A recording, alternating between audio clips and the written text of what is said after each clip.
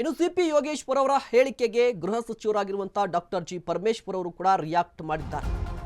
Task ಕೊಟ್ರೆ JDS ಶಾಸಕರ operation ಮಾಡುತ್ತೇನೆ. ಸಿಪಿ ಯೋಗೇಶ್ವರ್ ಅವರ ಹೇಳಿಕೆಗೆ ಗೃಹ ಸಚಿವ ಡಾಕ್ಟರ್ ಜಿ ಪರಮೇಶ್ವರ್ ಕೂಡ ಪ್ರತಿಕ್ರಿಯೆಯನ್ನು ಕೊಟ್ಟಿದ್ದಾರೆ. ಬಿಜೆಪಿಯವರು ಮಾಡಿದಂಗೆ ಆಪರೇಷನ್ ಕಮಲ ಮಾಡಲ್ಲ. ಈಗ ನಾವು 138 ಇದ್ದೀವಿ, ಇನ್ನೆಷ್ಟು ಜನ ಅಂತ ನಾವು ಕರೆದುಕೊಳ್ಳೋಣ ಅಂತ ಹೇಳಿ ಪರಮೇಶ್ವರ್ ಅವರು ರಿಯಾಕ್ಟ್ ಮಾಡಿದರು.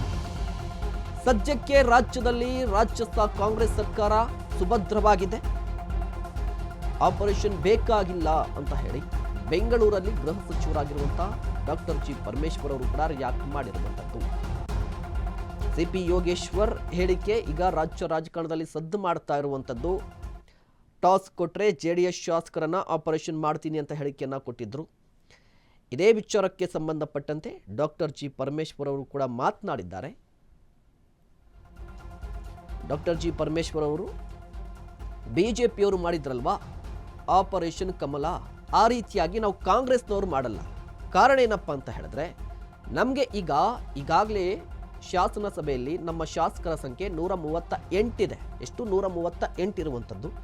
ಇನ್ನೆಷ್ಟು ಜನ ಅಂತ ನಾವು ಕಾಂಗ್ರೆಸ್ಗೆ ಕರೆದುಕೊಳ್ಳೋಣ ಅಂತ ಕೂಡ ಪ್ರಶ್ನೆ ಮಾಡಿದರು. ಜೊತೆಗೆ ನಮಗೆ ಆಪರೇಷನ್ ಮಾಡುವಂಥ ಅವಶ್ಯಕತೆ ಏನಿಲ್ಲ.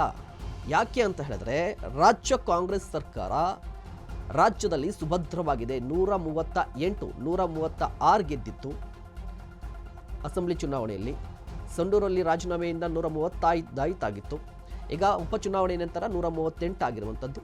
ಈಗ ಪರಮೇಶ್ವರ್ ಅವರು ಕೂಡ ರಿಯಾಕ್ಟ್ ಮಾಡಿರುವಂಥದ್ದು, ನಾವು ಆಪರೇಷನ್ ಮಾಡಲ್ಲ ಅಂತ ಹೇಳಿಕೆಯನ್ನು ಕೊಟ್ಟಿದ್ದಾರೆ.